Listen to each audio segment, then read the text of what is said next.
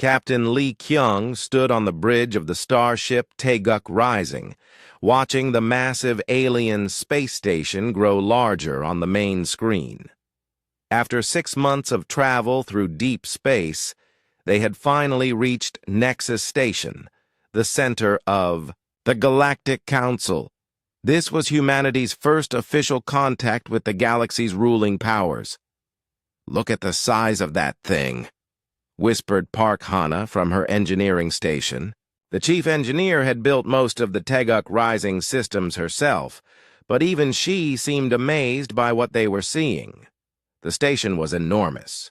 It stretched for hundreds of kilometers in all directions, with strange towers and docking bays that looked nothing like human designs.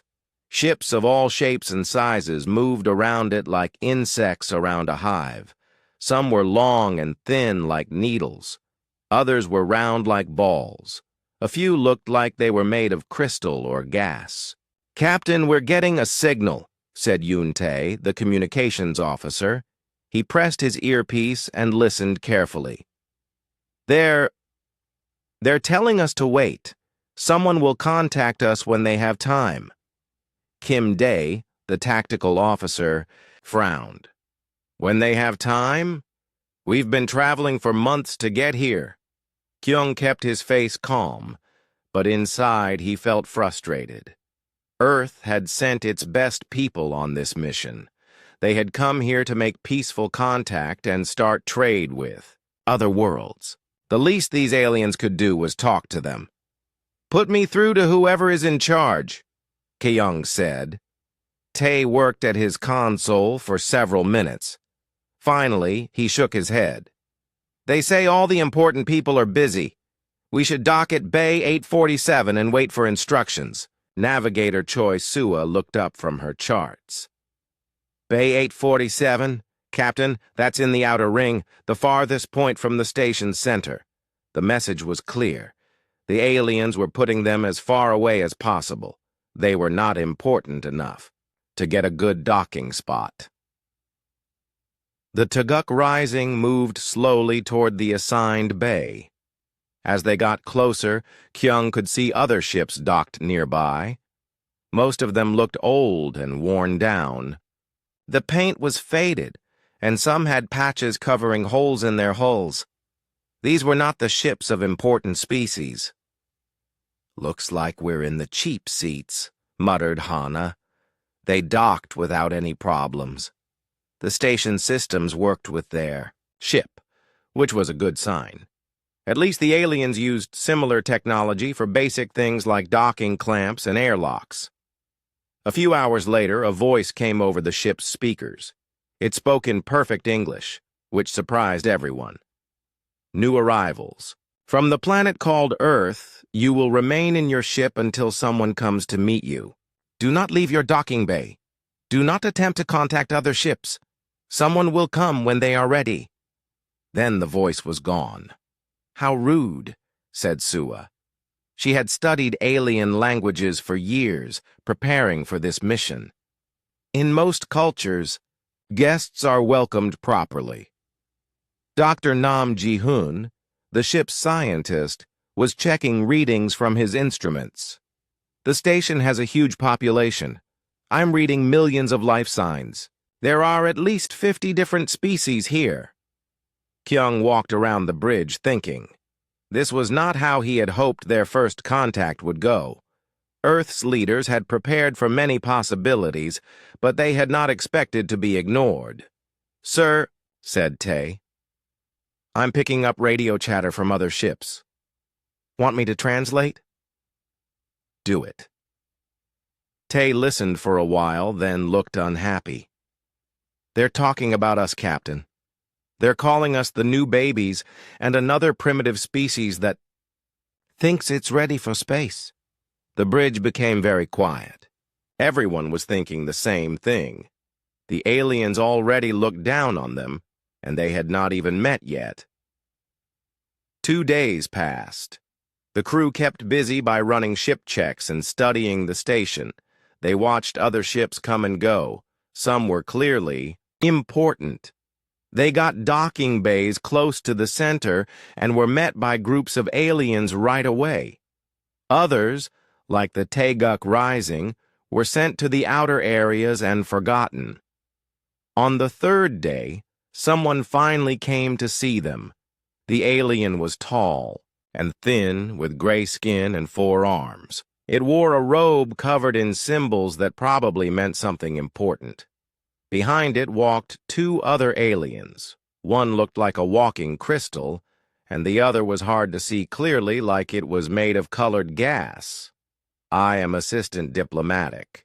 Clerk Zeth," the gray alien said in a bored voice. "I have been sent to process your species for preliminary evaluation." "Process us?" Kyung asked. "We're here as representatives of Earth.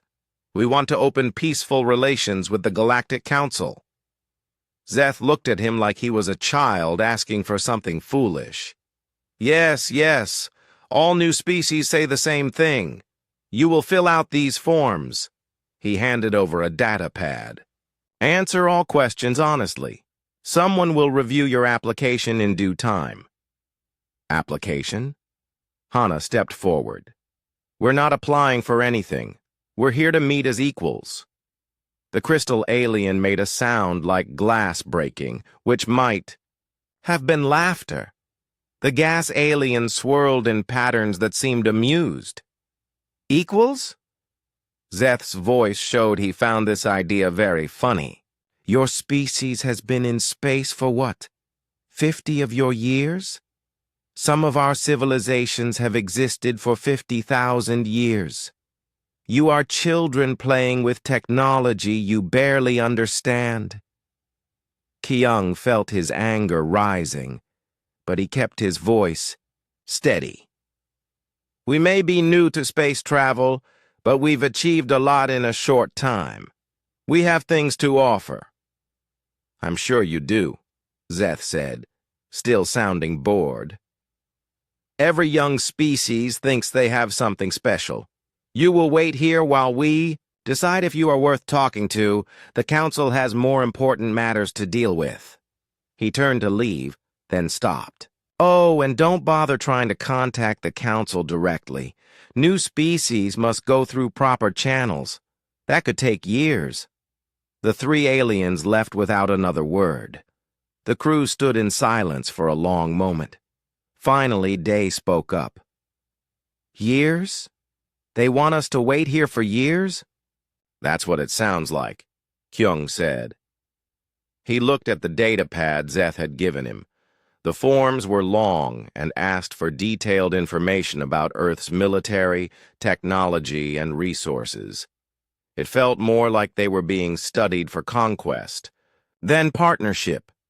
"Captain," Suwa said quietly, "what do we do now?" Kyung looked around at his crew. These were Earth's best people, and they deserved better than this treatment, but they were far from home, surrounded by aliens who clearly saw them as inferior. "We wait," he said finally.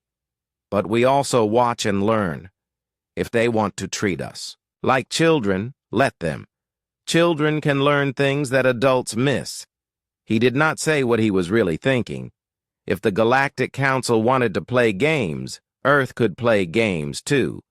But first, they needed to understand exactly what they were dealing with. The Taeguk Rising settled in for a long wait, but Kyung and his crew were already planning their next moves. A week had passed since their arrival at Nexus Station. Captain Kyung and his crew had spent the time studying everything they could about the Galactic Council and the species that ruled it. What they learned made them understand just how little the aliens thought of Earth. Dr. Nam Ji-hoon had been working around the clock, analyzing data from the station's public information systems. He called the senior staff to the meeting room to share what he had discovered. "The Galactic Council has been in power for over 50,000 years, Ji-hoon began, showing a holographic timeline. The oldest member species, the Valdans, claim their civilization is over 200,000 years old. Engineer Park Hana whistled softly. 200,000 years? Humans were barely using stone tools back then. That's exactly their point, Ji-hoon continued. According to their records, humans achieved faster-than-light travel only 50 years ago. In galactic terms, that was yesterday. They literally see us as babies who just learned to walk. Communications Officer Yoon Tae had been monitoring alien broadcasts. I've been listening to their news programs. They talk about Earth like we're some kind of curiosity. One reporter called us the latest species to discover fire. Captain Kyung studied the timeline. The numbers were hard to believe. Some alien civilizations had been traveling between stars since before Earth's ice ages. They had built empires, fought wars, and made peace while humans were still hunting mammoths. What about their technology? Asked Tactical Officer Kim Dae. If they're so old, their tech must be incredibly advanced. Ji-hoon brought up another display. That's where it gets interesting. Their technology is advanced, but it's also very old. Most of their ship designs haven't changed in thousands of years. Their weapons, their computers, even their building methods, it's all based on very ancient knowledge. Navigator Choi Sua frowned. But if they've had so much time, why haven't they improved things? Because they don't need to, Ji-hoon said.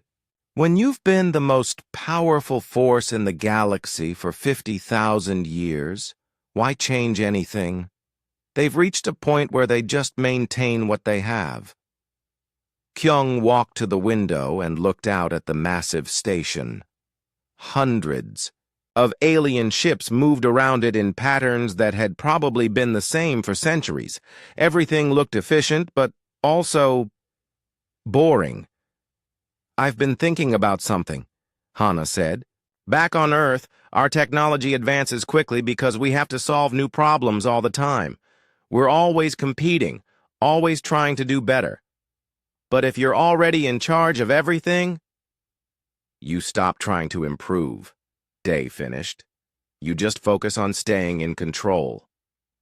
Tae brought up a recording he had made. Listen to this. It's from a council broadcast yesterday. An alien voice spoke in the common galactic language, which their computers translated instantly. The council reminds all member species that technological development must be approved through proper channels. Unauthorized research into advanced physics, artificial intelligence, or weapons technology will result in immediate sanctions. The room fell silent. The meaning was clear. The council didn't just rule the galaxy. They controlled what everyone else was allowed to learn. They're keeping everyone else from advancing, Sua said. That's how they stay in power. Ji-hoon nodded. I found records of dozens of species that joined the council over the past 10,000 years. Every single one stopped making major technological advances within a few decades of joining. Coincidence? Asked Dae. I don't think so. Look at this. Ji-hoon showed them a chart. The pattern is always the same. A species develops space travel, gets invited to join the council, accepts junior membership, and then their innovation rate drops to almost nothing. Kyung turned back to his crew. What happens to species that don't join? The records aren't clear, Ji-hoon said carefully, but there are a lot of empty star systems out there. Systems that show signs of once having advanced civilizations. The implications hung in the air like a threat. Join the council and lose your independence, or refuse and face whatever happened to those empty worlds. Over the next few days, they learned more about how the council operated. There were three main ruling species. The Valdans were reptilian creatures who controlled most of the military. The Nethys were crystalline beings who managed technology and science. The Korim were gas-based life forms who handled communications and intelligence.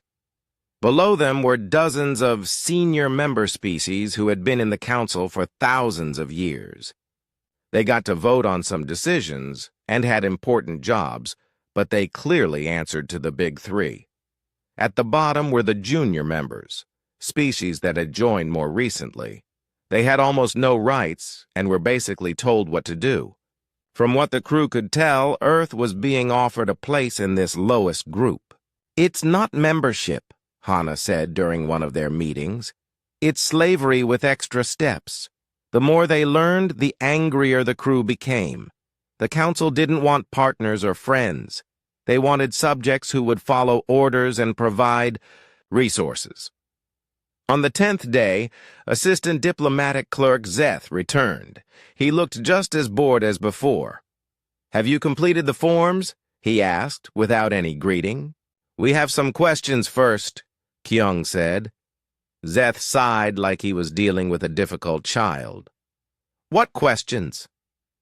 "We want to know exactly what junior membership means. What rights would Earth have? What obligations?" "Rights?" Zeth seemed confused by the word. "Junior members have the right to exist under council protection.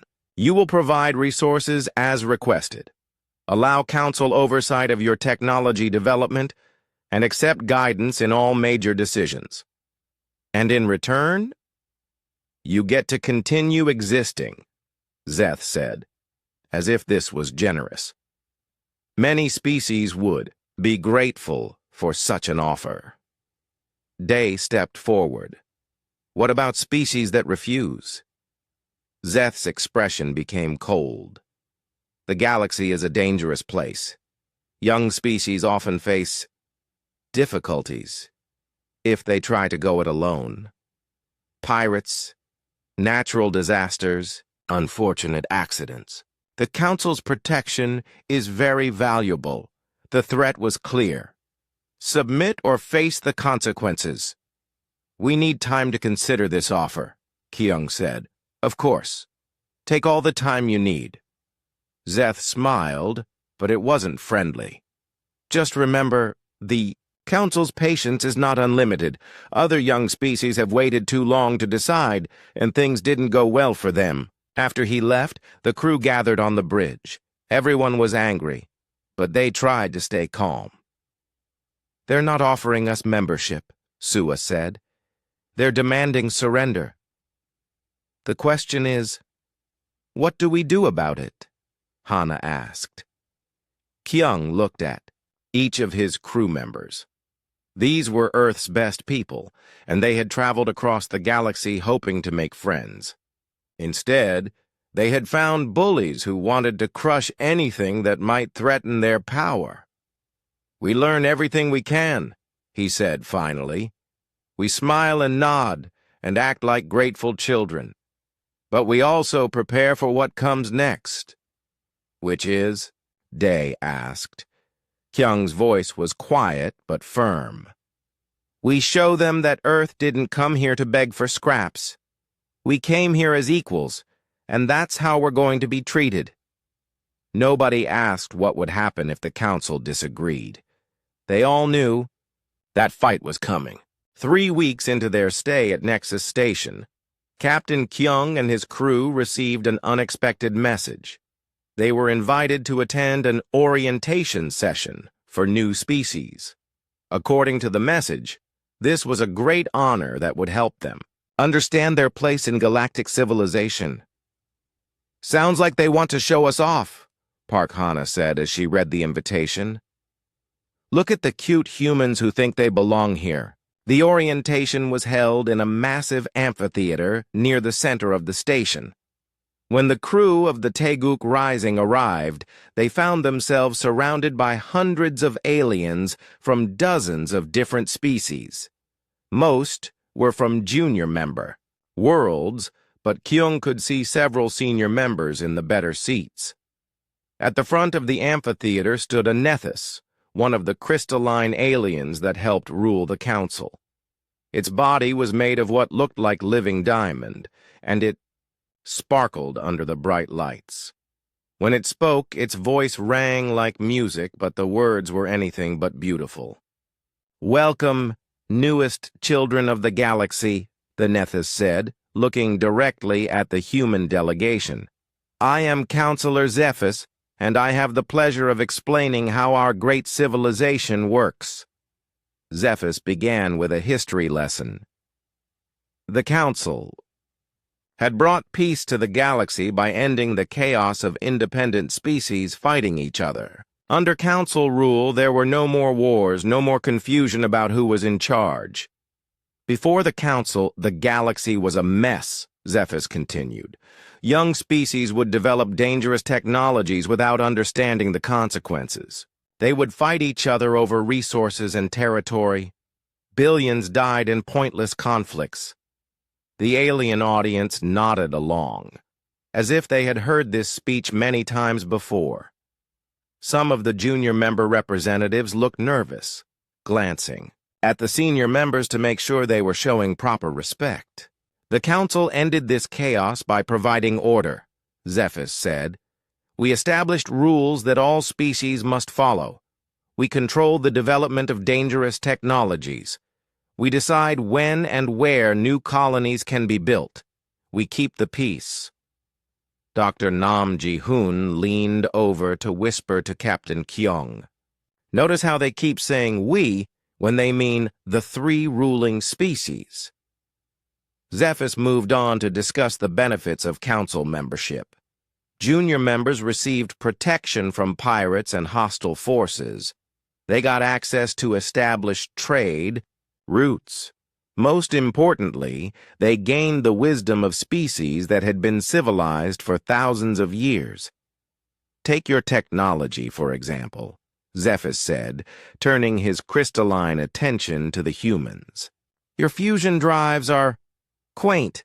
We used similar designs 20,000 years ago before we developed antimatter propulsion. Your quantum computers are adorable attempts to copy systems we perfected eons ago." Several aliens in the audience made sounds that might have been laughter. Kyung felt his hands clench into fists, but he forced himself to stay calm. Engineer Hana was not as controlled. "Our fusion drives are completely original designs," she said, standing up. "We developed them ourselves through decades of research and testing." Zephys made a musical sound that was definitely laughter. "Of course you did, dear child, and I'm sure you're very proud. But what you call innovation, we call rediscovering old knowledge. Your entire species is repeating steps we took millennia ago." "But we didn't copy anything," Hana insisted. "We started from basic physics and worked our way up. Our solutions might be different from yours." "Different?" Zephys seemed amused. "Physics is physics, child. Mathematics is mathematics. There is only one right way to build a fusion drive, one correct method for quantum processing. You may have taken a slightly different path, but you arrived at the same destination we reached long ago." Tactical Officer Kim Day stood up next to Hana. "What about our military technology, our defensive systems?" Zephys's crystalline body flashed with what looked like amusement. "Your weapons are based on principles we abandoned as too primitive thousands of years ago. Kinetic projectiles? Particle beams? Plasma charges? We moved beyond such crude tools before your species learned to make fire." The insults kept coming. Human art was called simple but charming. Human music was primitive but energetic. Human literature was quaint stories for young minds. Communications Officer Yoon Tae had been recording everything. He stood up during a pause in Zephys's speech. "What about our achievements in genetic medicine? Our success in eliminating diseases?" "Adorable," Zephys said. "We solved those problems 30,000 years ago. Your medical advances are like watching children learn to count." Navigator Choi Sua could not stay quiet any longer. If our technology is so primitive, why are you worried about controlling it? Why not let us develop whatever we want? For the first time, Zephys paused. The amphitheater became very quiet. Even the junior member representatives seemed surprised by the question. We control technological development, Zephys said slowly, because young species often create dangerous things without understanding the consequences. You might accidentally destroy yourselves, or worse, threaten others. But if we're so far behind you, Sua pressed, how could we possibly threaten anyone? Zephys's crystalline form flickered with what might have been annoyance. The session is about learning your place, not asking questions that don't concern you. But Sua had touched on something important. If humans were really so primitive, why did the Council care what they developed? Why control species that posed no threat? The orientation continued for another hour. Zephys explained the wonderful future that awaited Earth as a junior member. They would be assigned Valden supervisors to help guide their development. Nethys technicians would review all their research to make sure it was safe. Corim observers would monitor their communications to prevent misunderstandings. Finally, Zephys came to the most important part of the speech. Your home system will be designated as a protected development zone. This means all your planets and resources will be managed by senior council members to ensure proper growth. Captain Kyung felt ice form in his stomach. Managed by whom? The Tatis Valdan hegemony has graciously agreed to oversee your solar system, Zephys announced. They will establish monitoring stations on your planets and in your asteroid belt. Your species will continue to live on Earth, of course, but all major decisions about your system will be made by those with proper experience. You're talking about occupation, Kyung said, his voice dangerously quiet. Such a harsh word, Zephys replied. We prefer guided development. Your species will benefit greatly from Valden wisdom. In a few thousand years, you might even qualify for senior membership. The crew of the Teguk Rising sat in stunned silence. This was not membership in a galactic community. This was conquest disguised as protection. As the orientation ended, the aliens filed out of the amphitheater. Most of the junior member representatives looked defeated, as if they had heard similar speeches about their own worlds. The senior members seemed satisfied that another young species was about to learn its place. Counselor Zephys approached the human delegation as they prepared to leave. I hope you found this educational. The Council will expect your answer soon. I'm sure your leaders will make the wise choice. And if they don't? Kyung asked. Zephys's crystalline body pulsed with soft light. The galaxy is full of empty star systems that once housed young species who thought they were special. I would hate for Earth to join them. As they walked back to their ship, none of the crew spoke. The threat was clear, and the choice was simple. Submit to alien rule or face destruction. But Captain Kyung was thinking about Choi Sua's question. If humanity was so primitive, why did the Council work so hard to control them? What were they really afraid of? Back on the Teguk Rising, the crew gathered in the meeting room. Everyone looked angry and frustrated. Well, said Hana, now we know what they really think of us. The question is, said Day, what are we going to do about it? Kyung looked around at his crew. Earth's best people, dismissed as children playing with toys. Their entire civilization threatened with destruction if they didn't submit to alien rule. We're going to show them, he said quietly, just how dangerous children can be. The days following the orientation session were busy ones for the crew of the Teguk Rising. While they maintained the appearance of considering the Council's offer, they were actually conducting their own investigation into the galaxy's true history. Navigator Choi Sua had become fascinated by the inconsistencies in the Council's story.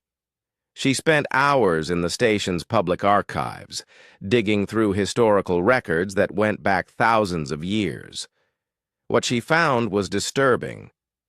"Captain, you need to see this," she said, calling the senior staff to her workstation. On her screen was a timeline showing new species joining the Council over the past 10,000 years. "Look at the pattern," Sua said, highlighting different entries. The Korthans joined 8,000 years ago. According to early records, they were developing advanced artificial intelligence and nanotechnology. Within 50 years of joining, all their research stopped. Dr. Nam Ji-hoon leaned in to study the data. What happened to their scientists? That's the strange part. The records say they chose to focus on other areas of development. But look at this. Sua brought up another file. These are academic papers from Korthan universities from that time period. They were making incredible breakthroughs right up until they joined the Council. Communication Officer Yoon Tae had been monitoring alien broadcasts and found similar patterns. "I've been listening to historical news archives. Every time a species joins the Council, their innovation rate drops dramatically. It's not gradual decline. It's like someone turned off a switch." Engineer Park Hana studied the technical specifications that were available in the public records. "This is interesting. Look at Valdan ship designs from 10,000 years ago compared to now. They're almost identical. Same with Nethys technology and Corim communication systems." "But that doesn't make sense," said Tactical Officer Kim Dae. 10,000 years of development should produce massive changes. Human technology changes completely every few decades. "Unless," said Captain Kyung slowly, "they stopped trying to improve."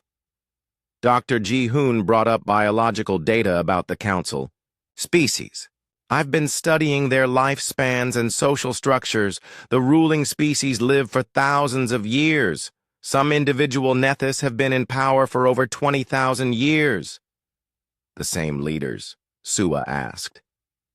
"Exactly. When you live that long, and when you're already in control of everything, why change anything? Why take risks with new ideas when the old ones keep you in power?" The picture that emerged was troubling. The Galactic Council wasn't a civilization that had naturally stopped advancing. It was a system designed to prevent advancement. The ruling species had reached a point where they feared change more than they valued progress. Hana made another discovery while studying technical databases.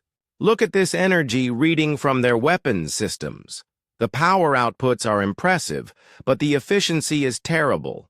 These designs are optimized for raw power, not sophistication." "What does that mean?" asked Day.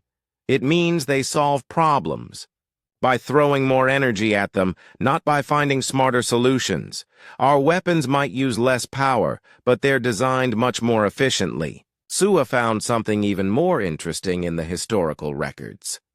"I've been looking at what happened to species that refused to join the Council. The official records say they were destroyed by pirates or natural disasters. But look at the timing." She showed them a chart of destroyed civilizations. Every single one was wiped out within a year of refusing Council membership, and in every case, the destruction was so complete that no evidence was left behind.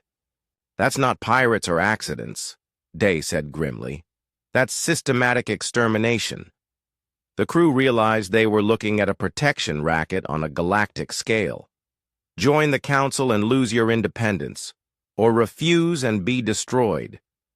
Either way, potential threats to the ruling species were eliminated. Over the next few days, they dug deeper into the Council's military capabilities. What they found was both encouraging and terrifying. Their fleets are huge, Day reported after studying tactical data. They have thousands of ships, some of them the size of small moons, but they're all based on very old designs.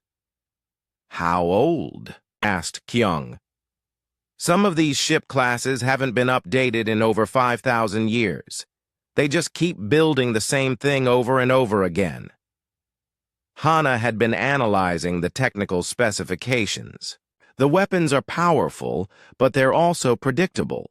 Massive energy cannons, particle beam arrays, fusion missiles, everything designed for overwhelming firepower against fixed targets. What about their shields and armor? Asked Kyung. Again, very powerful but very traditional.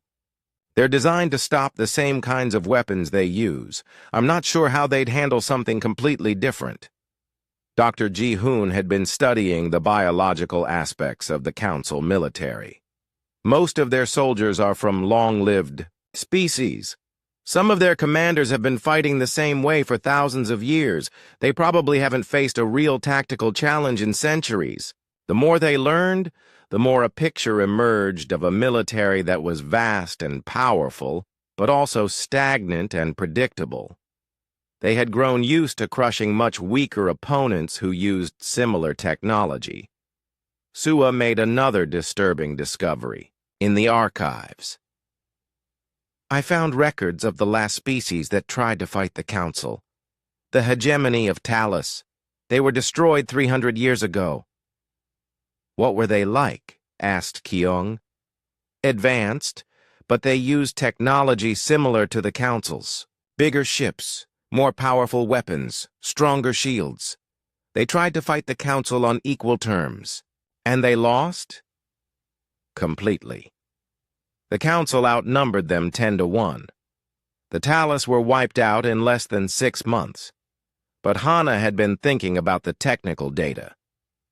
The Talus made a mistake. They tried to build bigger versions of Council. Technology. They were fighting the Council's kind of war. What kind of war should they have fought? Asked Day. A different kind. The Council expects to face enemies who fight like them. Big ships, heavy weapons, direct confrontation. What if someone fought completely differently? Dr. Ji-hoon was studying Council psychology through their historical documents. There's something else. The ruling species have become extremely risk-averse. They've been in control for so long that they can't imagine losing. They don't plan for unexpected threats. Because they've eliminated all the species that might have surprised them, Sua added. Until now, said Kyung quietly. That evening, the crew gathered in the meeting room for a private discussion. They had learned enough to understand their situation clearly. The Council wasn't interested in peaceful coexistence. They wanted submission or destruction. The question is, said Hana, what can we actually do about it? We're one ship against an empire that controls the entire galaxy. We're not trying to conquer the galaxy, Kyung replied. We're trying to survive long enough to warn Earth and prepare for what's coming. The Council will expect an answer soon, Tae pointed out. How much longer can we stall? Not much longer. But we've learned what we need to know. Day leaned forward. Which is?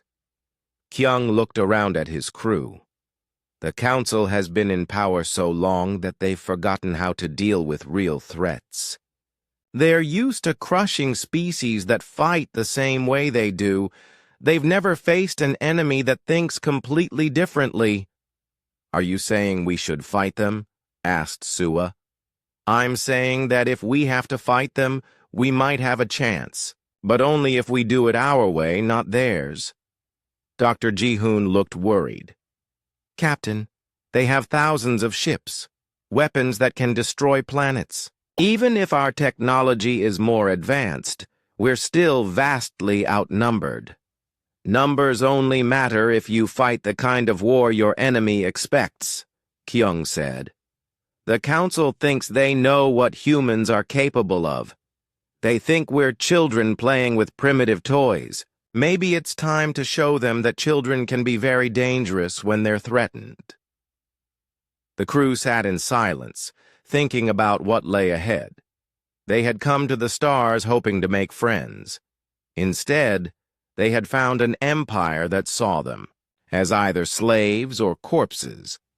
But they had also found something the Council hadn't expected: humans who refused to accept either option. The message from Earth arrived during the morning shift, transmitted through the long-range quantum communication array that kept the Taeguk Rising connected to home. Communications Officer Yoon Tae received it first, and his face went pale as he read the contents. "Captain," he called out, his voice tight with worry. "Emergency message from Earth Defense Command. You need to see this immediately." Captain Kyung hurried to the communication station, followed by the rest of the senior staff. Tae put the message on the main screen, and everyone read it in shocked silence. The message was from Admiral Chen, Earth's highest military commander. A large alien fleet had appeared at the edge of the solar system without warning. They claimed to be from something called the Galactic Council, and were demanding that Earth submit to their authority. They had given Earth's government 72 hours to surrender unconditionally. "Valdan ships," Dr. Nam Ji-hoon said grimly, recognizing the vessel descriptions. 3 heavy battle cruisers and a dozen escort ships. That's enough firepower to turn Earth into rubble. Engineer Park Hana was studying the technical data included in the message. They're not hiding their capabilities. The energy signatures are massive. They want Earth to know exactly how outgunned we are. "It's a standard intimidation tactic," said Tactical Officer Kim Dae. "Show overwhelming force. Demand immediate surrender. Don't give the enemy time to think or prepare." Navigator Choi Sua was checking the timeline. The fleet arrived 2 days ago. That means Earth only has about 18 hours left to make a decision. Captain Kyung felt anger burning in his chest. The Council had made their choice clear. While he and his crew were being stalled with meaningless diplomatic procedures, a Valdan war fleet was threatening his home world. The aliens had never intended to negotiate as equals.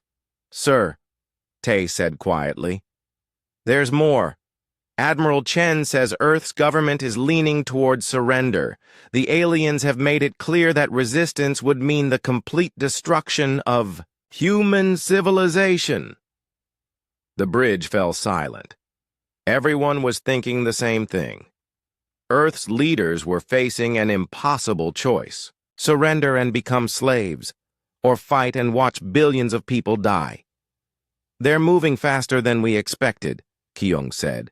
"The Council must have decided we were taking too long to make our decision." Dr. Ji-hoon was studying the message details. "This explains why they've been so dismissive of us here. They never intended to wait for our answer. The fleet was probably sent days after we arrived." "But why the pretense?" asked Sua.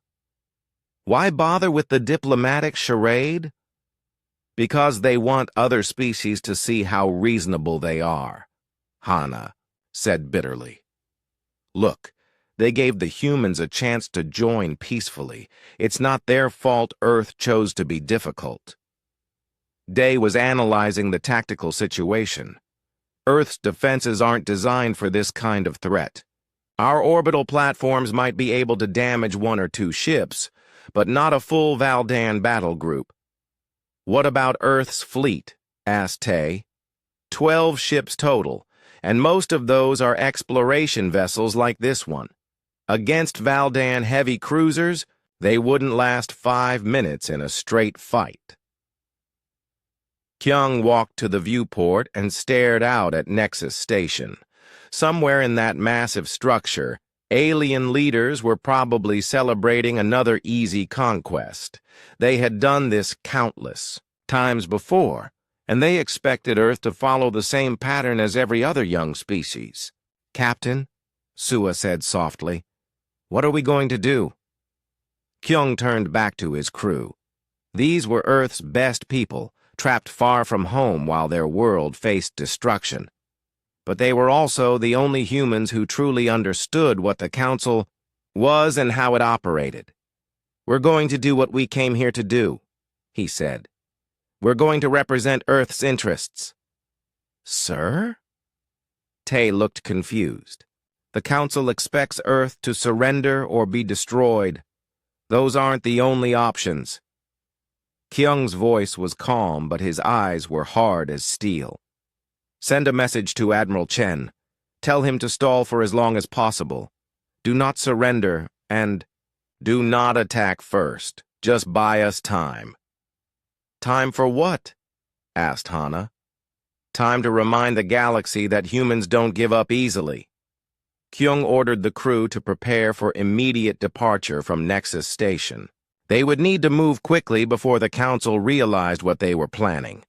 As the ship's systems came online, Assistant Diplomatic Clerk Zeth contacted them. The gray alien appeared on their screen looking annoyed.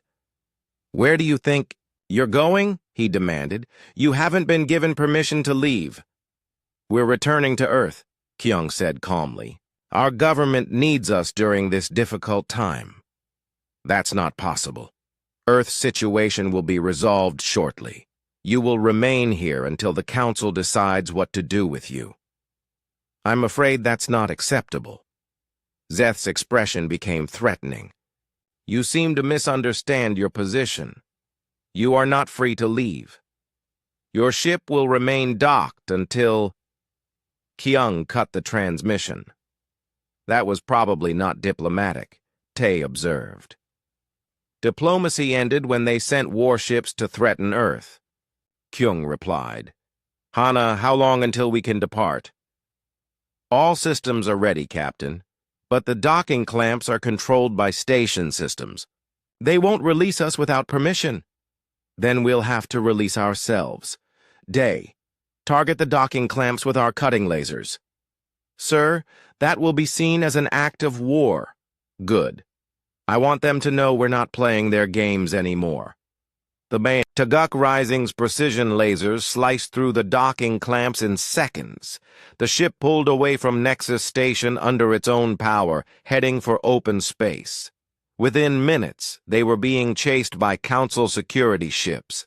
The vessels were smaller than the Taeguk Rising, but more heavily armed.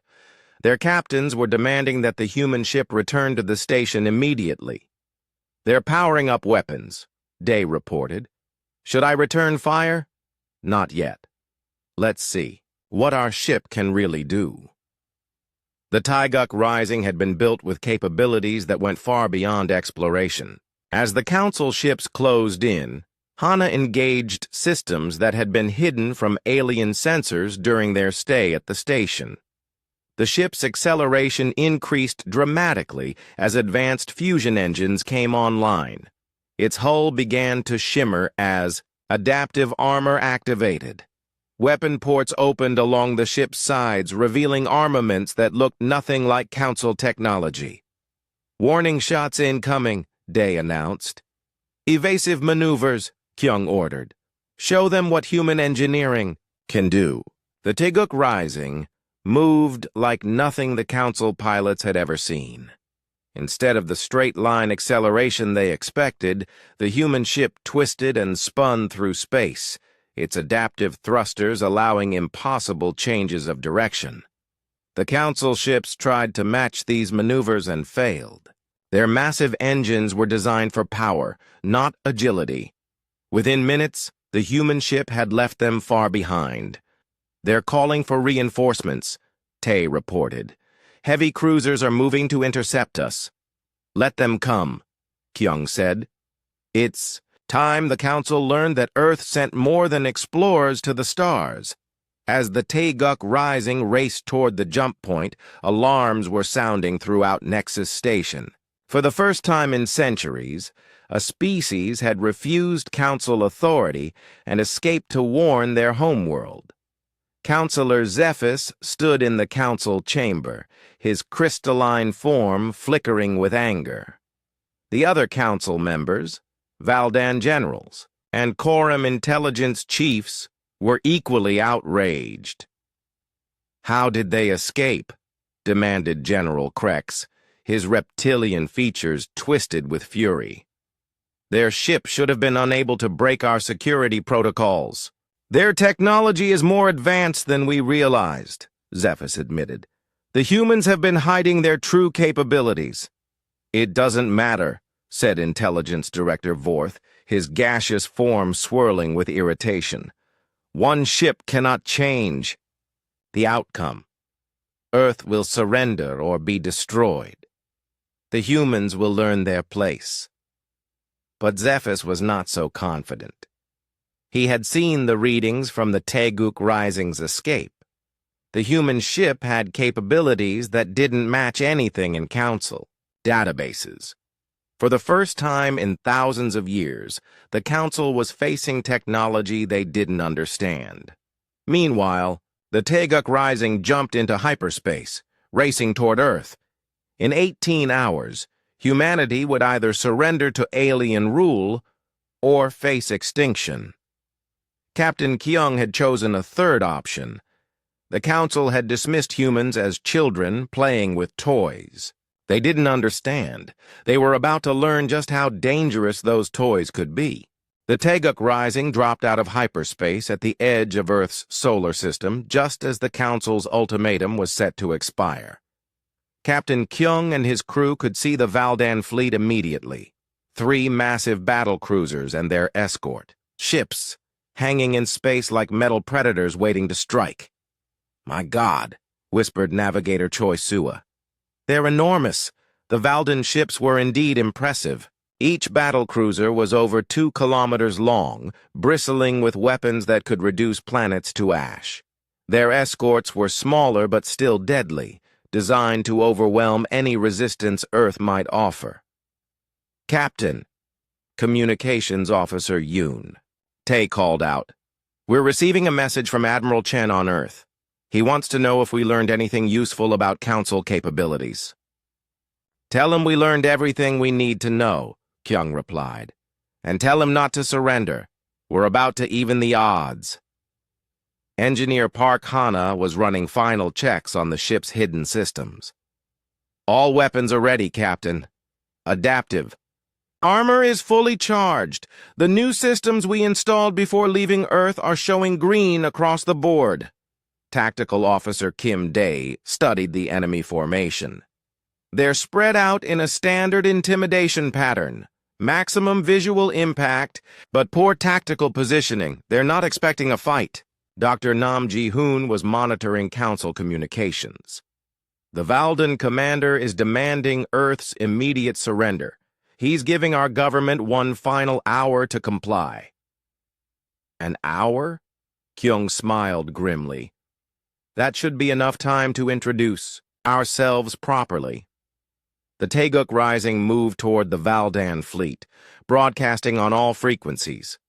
Captain Kyung wanted both the aliens and Earth to hear what came next. "Valdan fleet, this is Captain Lee Kyung of the Earth Starship Teguk Rising. You are trespassing in human space and threatening innocent civilians. You have one opportunity to withdraw peacefully." The response came quickly from the lead battle cruiser. The voice was harsh and reptilian, speaking in the common galactic language. "Human vessel, you will stand down immediately. This system is now under Council authority. Surrender or be destroyed." "I'm afraid that's not going to happen," Kyung replied calmly. "You see, we've just returned from your Nexus station. We know all about your Council and how you operate. Earth will not be joining your collection of slave worlds." "One primitive ship against our entire fleet?" The Valdan commander sounded amused. "You cannot be serious." "Let me show you how serious we are." Kyung nodded to Hana, who activated the Teguk Rising's true capabilities. The ship's hull shimmered as adaptive armor came fully online. Weapon ports opened along the sides, revealing armaments that looked nothing like traditional human designs. Most importantly, the ship's power signature spiked as fusion reactors that had been running at minimal capacity suddenly came to full power. The Valdan fleet detected the changes immediately. Their amusement turned to confusion as their sensors tried to analyze technology they had never seen before. Unknown energy patterns, Dr. Jaihoon reported, monitoring their communications. They can't identify our weapons or defensive systems. Good, said Kyung. Let's keep it that way. Dae, target the lead escort ship. Show them what human innovation looks like. The Taeguk Rising's first shot was unlike anything the Council had ever encountered. Instead of a single massive energy beam, the ship fired a cluster of adaptive plasma bolts that adjusted their frequency mid-flight. The Valdan ship's shields, designed to stop conventional energy weapons, were completely useless. The escort ship exploded in a brilliant flash of light. For a moment, space was silent. Then the Valdan fleet erupted into action. The massive battle cruisers turned their weapons toward the human ship, while the remaining escorts moved to surround it. Incoming fire, Dae announced. Multiple heavy energy cannons. The Valdan weapons were exactly what the Taeguk Rising's crew expected. Massive, powerful, and predictable. The adaptive armor analyzed each incoming shot and adjusted its defensive properties accordingly. Energy beams that should have cut through the human ship's hull were deflected or absorbed completely. Their weapons are powerful but simple, Hana reported. The armor is learning their attack patterns. Each shot is less effective than the last. Kyung watched as the Valdan ships fired again and again, their weapons becoming steadily less useful against the human ship's defenses. It was exactly what he had hoped would happen. Return fire, he ordered. Target their weapon systems. The Taeguk Rising's response was surgical. Instead of trying to destroy the massive alien ships, it targeted specific systems with precision. That amazed even its own crew. Weapon turrets exploded, shield generators failed, engine systems went offline. Within minutes, 2 more escort ships were disabled. The Valdan fleet was learning that their numerical advantage meant nothing if they couldn't hit their target or defend against its attacks. The lead battlecruiser is trying a new tactic, Sua reported. They're firing some kind of missile barrage. Hundreds of fusion warheads streaked toward the Taeguk Rising. Each one was powerful enough to destroy a city, and there were too many to dodge. Deploying countermeasures, Dae announced. The human ship released a cloud of defensive drones that intercepted the missiles while they were still far away. But these weren't ordinary point defense systems. The drones used quantum entanglement to coordinate their actions, creating an impenetrable barrier that destroyed every single warhead. The Valdan commander was becoming desperate. His fleet was being torn apart by a single ship using technology he couldn't understand or counter. His weapons were useless, his missiles were ineffective, and his ships were too slow to escape. Human ship, the commander broadcast. What are you? We're exactly what your council said we were, Kyung replied. We're a young species that just learned to travel between stars. We're children playing with toys we barely understand. He paused to let that sink in. The difference is, we never stopped learning. We never stopped improving.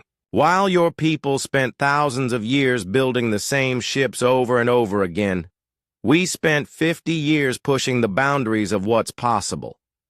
Another Valdan ship exploded as the Taeguk Rising's weapons found their mark. Your council, dismissed us as primitive because our technology was different from yours. You never considered that different might mean better. The largest Valden battlecruiser was trying to retreat, but its engines had been damaged. The Taeguk Rising caught up with it easily.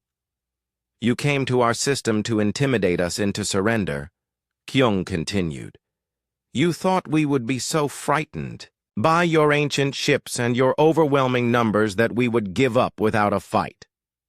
The human ship's weapons carved through the battlecruiser's armor like it was paper.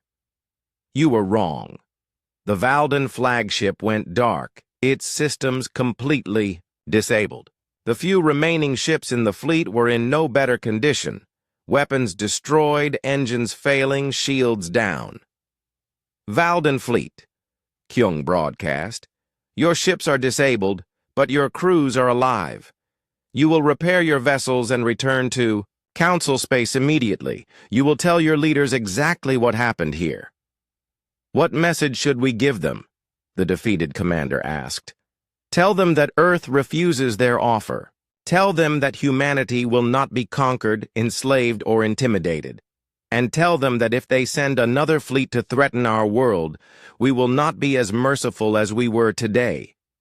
As the crippled Valden ships limped away from Earth's solar system, Captain Kyung opened a channel to Admiral Chen on Earth. Admiral, the immediate threat has been neutralized, but this is just the beginning. The Council will not accept this defeat lying down. Understood, Captain. What do you recommend? Kyung looked at his crew, Earth's finest people who had just proven that humanity could hold its own against galactic empires. We prepare for war, Admiral, but not the kind of war the Council expects. We're going to fight this our way, with our technology and our tactics. And we're going to show the galaxy that being young doesn't mean being weak. The Taeguk Rising had fired the first shots in what would become known as the Liberation War. The Council had dismissed Earth as a minor threat. They would not make that mistake again. News of the Valden fleet's defeat spread through the galaxy faster than anyone had expected. Within days, every species in Council space had heard the impossible story. A single human ship had destroyed an entire Valden battle group without taking significant damage. The reaction was immediate and explosive. On Nexus Station, Councillor Zephys stood before an emergency assembly of Council leaders. His crystalline form flickered with barely controlled rage as he addressed the gathered aliens. The human threat is greater than we anticipated, he announced. Their technology is unlike anything in our databases. We must respond with overwhelming force before other species get dangerous ideas. General Krex of the Valdens was even more furious. His people had not suffered a military defeat in over 3,000 years. The humiliation of having an entire fleet disabled by one primitive ship was driving him to near madness. I will mobilize every ship in the Valden war machine, he snarled. The humans will pay for this insult with their entire species. But Intelligence Director Vorth of the Corim was more thoughtful. His gaseous form swirled with concern as he studied the battle reports. The humans fought unlike any enemy we have faced, he observed. Their weapons, their tactics, their defensive systems, everything was designed to counter our standard approaches. This was not luck. This was preparation. Preparation for what? Demanded Zephys. For war with us. They have been planning this confrontation from the beginning. The Council leaders were learning something they had forgotten over millennia of unchallenged rule. There was a difference between being powerful and being prepared for a real fight. Meanwhile, Captain Kyung and the crew of the Taeguk Rising had not returned to Earth. Instead, they were traveling to the outer rim of Council space, carrying a message that would change the galaxy forever. Their first stop was the Corthan system, home to one of the species that had been forced into junior membership centuries ago. The Korthans had once been brilliant innovators, developing artificial intelligence and nanotechnology that rivaled anything the Council possessed. Then they had joined the galactic government and mysteriously stopped advancing. Korthan Patrol. "Ships are approaching," reported Communications Officer Yoon Tae. "They're demanding to know our business here."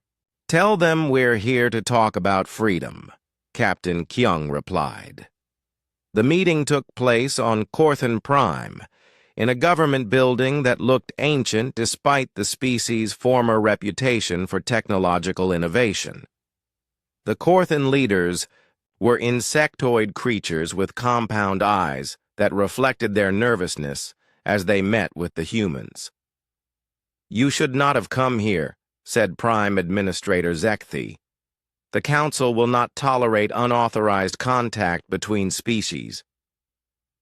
"The Council has many rules," agreed Engineer Park Hana, "but we've found that most of them are designed to keep you weak and dependent." Dr. Nam Ji-hoon had prepared a presentation that showed everything they had learned about the Council's true nature: the systematic suppression of innovation, the destruction of species that refused to submit, the way junior members were kept from advancing while the ruling species stagnated. "We suspected some of this," admitted Science Director Velmar. "But we could never prove it. And even if we could, what could we do? The Council's fleets would destroy us if we rebelled." "Not if you weren't alone," said Kyung. "And not if you had weapons they couldn't defend against." Hana activated a holographic display showing the battle at Earth. The Korthan leaders watched in amazement as a single human ship defeated an entire Valdan fleet using technology they had never seen before. "How is this possible?" whispered Zekthi. "Because we never stopped innovating," Hana explained. "While the Council was forcing other species to use their old technology, humans were developing our own solutions to the same problems. Our approaches are completely different from theirs." "But your species is so young," protested Velmar. "How could you advance so quickly?" "Because being young means we're not stuck in old ways of thinking," said Tactical Officer Kim Dae. "We don't assume that problems can't be solved just because they've never been solved before."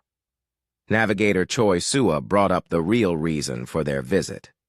"We're not just here to show you what happened at Earth. We're here to offer you the chance to reclaim your independence. You want us to rebel against the Council?" Zekthi's compound eyes widened with fear. "We want you to remember what your people were capable of before the Council made you forget," Kyung said. "You were once the galaxy's greatest innovators. You could be again." The humans spent 3 days on Korthan Prime, sharing their technology and their knowledge of Council weaknesses. They showed the insectoid scientists how to build adaptive weapons and quantum defense systems. More importantly, they showed them how to think like innovators again. When they left, the Korthans were already beginning to remember what they had lost. The Taeguk Rising's next stop was the Helix Nebula, where the gaseous Altarians had been. Junior Council members for over 2,000 years, the Altarians had once been master energy manipulators, able to channel stellar forces through their living bodies. The Council had convinced them that such abilities were dangerous and should be suppressed. "The humans speak the truth," declared Elder Zephyron after reviewing the evidence. "We have been living as shadows of our former selves. But if we rebel, the Council will destroy us," worried Counselor Nethys. "They'll try," agreed Kyung, "but they've never faced enemies who fight the way we do. And they've certainly never faced enemies who work together." The pattern repeated across dozens of worlds. The Taeguk Rising would arrive, share their story and their technology, and help suppressed species remember their potential. Some were cautious, but many were eager to throw off the chains the Council had placed on them. On each world, the humans left behind more than just weapons and defensive systems. They left behind manufacturing templates that could be adapted to local resources, communication protocols that could coordinate resistance across light years. Most importantly, they left behind the idea that the Council could be defeated. Word of the human activities reached the Council within weeks. Emergency fleets were dispatched to dozens of star systems as reports came in of junior member species developing unauthorized technology and refusing Council oversight.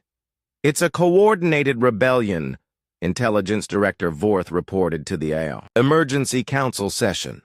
"The humans have been systematically contacting every suppressed species in our territory." "How many worlds are involved?" demanded General Krex. "At least 40 so far, and the number is growing daily. They're sharing human technology and coordinating their activities." Counselor Zephyr's crystalline form pulsed with dangerous energy. "This ends now. Mobilize the Grand Fleet. We will crush this rebellion before it spreads further." "The Grand Fleet hasn't been deployed in over 5,000 years, Vorth pointed out. "Are you certain this threat requires such extreme measures?" "Look at your reports," Zephyr snapped. "The Korthans have resumed artificial intelligence research. The Altarians are channeling stellar energy again. The Nexari are building quantum computers more advanced than our own. This is not a simple rebellion. This is an existential threat to Council authority." General Krex was already preparing fleet movements.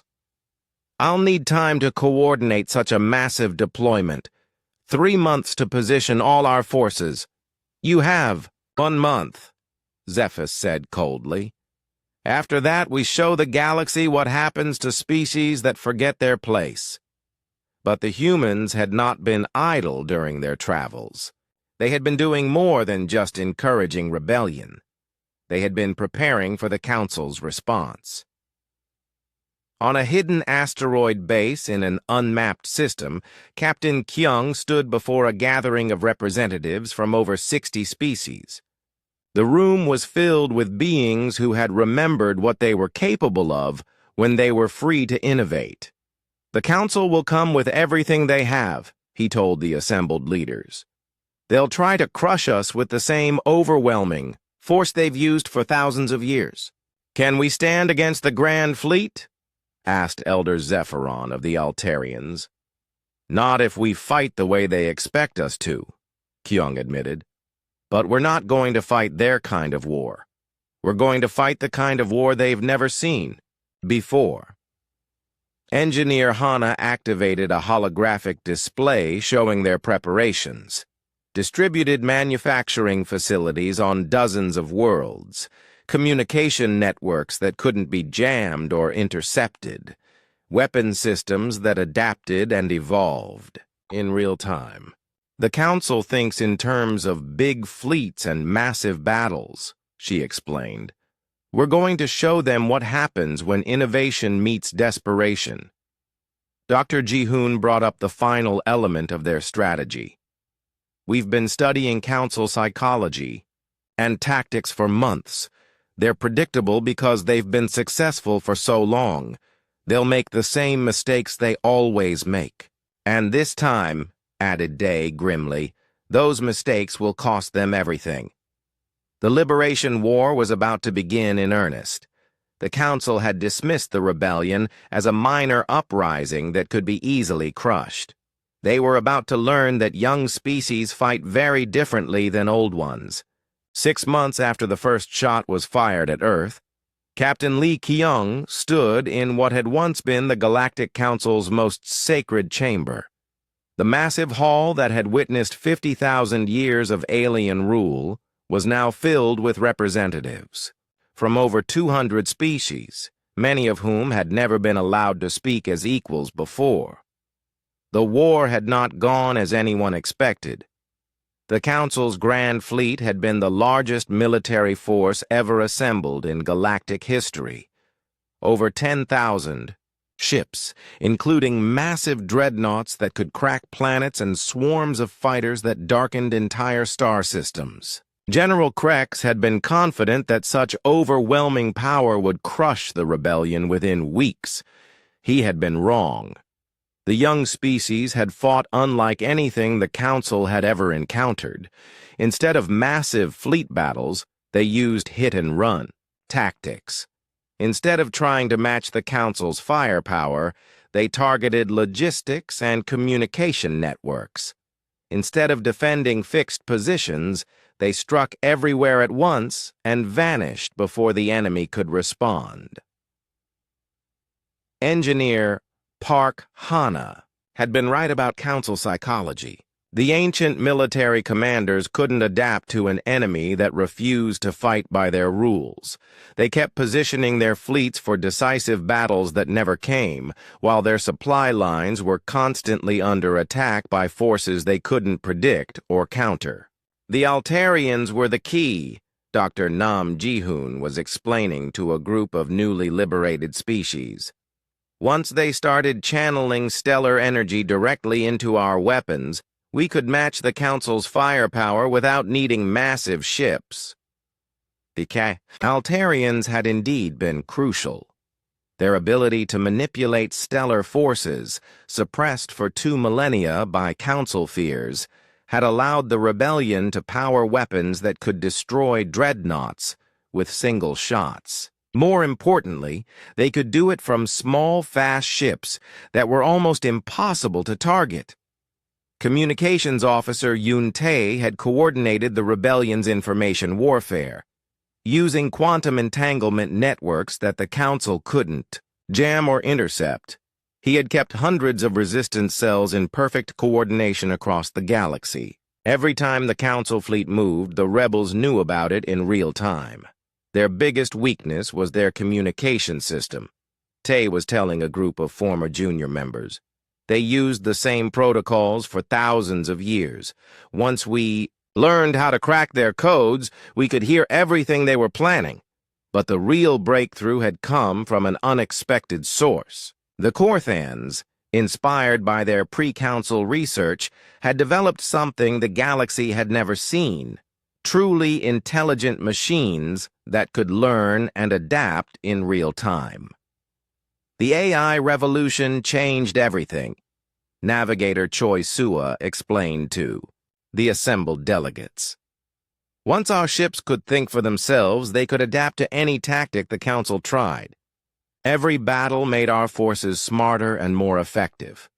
The Council had tried to counter with increasingly desperate measures. They had attacked civilian populations, hoping to break rebel morale. They had deployed forbidden weapons that violated their own ancient treaties. They had even attempted to destroy entire star systems to deny them to the rebellion. None of it had worked. The young species had been preparing for total war from the beginning. They had distributed their populations, hidden their industry, and built their society to survive anything the Council could throw at them. More importantly, they had something the Council had forgotten: the ability to innovate under pressure. Every time they tried a new tactic, we developed a counter within days. Tactical Officer Kim Dae was telling a mixed group of former enemies and allies. Their people had been doing the same things for so long that they couldn't think of truly new approaches, but desperation made us creative. The end had come not with a massive battle, but with a systematic collapse. As more species joined the rebellion, the Council's authority simply evaporated. Worlds that had been loyal for millennia suddenly declared independence. Senior member species began switching sides as they realized the old order was doomed. The final blow had been struck by the Quorum themselves. Intelligence Director Vorth, seeing that the Council had lost, had secretly negotiated the surrender of his entire species in exchange for a place in the new galactic government. In the end, Kyung told the assembled delegates, they defeated themselves. They had grown so used to being in control that they couldn't imagine losing. When it became clear that they were losing, they didn't know how to respond. Counselor Zephys and General Krex were now prisoners, awaiting trial for crimes against dozens of species.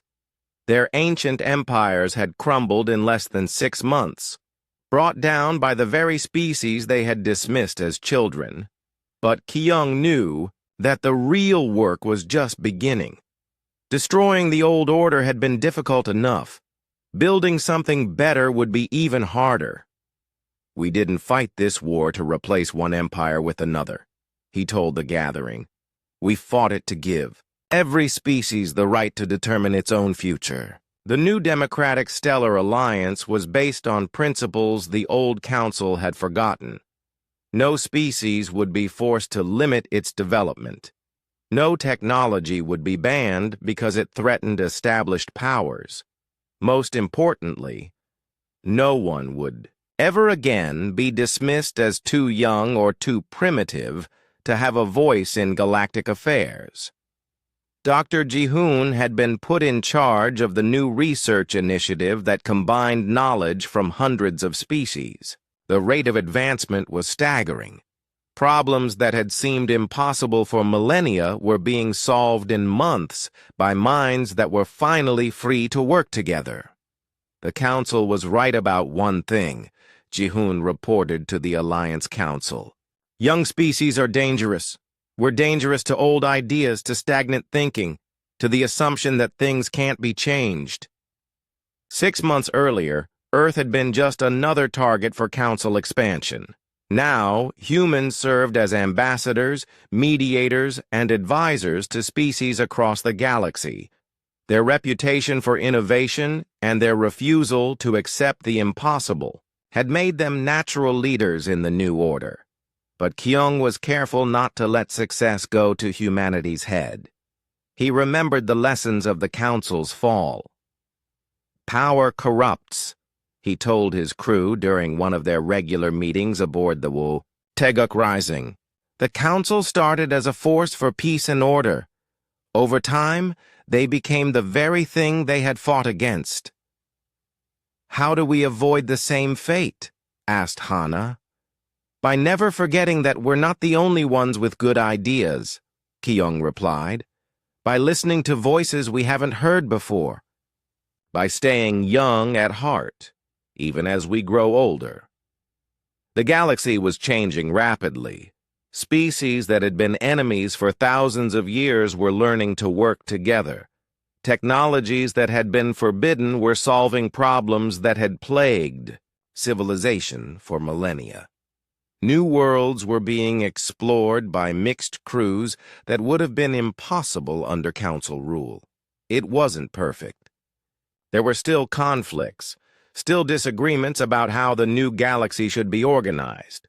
Some former Council loyalists continued to resist change. Some rebel species wanted revenge rather than reconciliation. But for the first time in 50,000 years, the galaxy was growing again. New ideas were being tried. Old assumptions were being challenged. Young voices were being heard alongside ancient wisdom. Captain Kyung stood at the viewport of his ship, watching as vessels from dozens of species worked together to build a new space station that would serve as the Alliance's capital. Humans worked alongside Korthans and Altarians. Former enemies shared technology and knowledge freely. "Captain," Sua called from her navigation station, "we're receiving a message from the Outer Rim. A species we've never contacted before has heard about the Alliance. They want to know if there's room for one more young civilization." Kyung smiled. The galaxy was a big place, full of species that the Council had never encountered or had dismissed as unworthy of attention. The Alliance would be hearing from many of them in the years to come. "Tell them," he said, "that there's always room for fresh ideas. And remind them that in this galaxy, being young isn't an insult anymore. It was a promise and a warning. The old galaxy had feared change and stagnated into tyranny.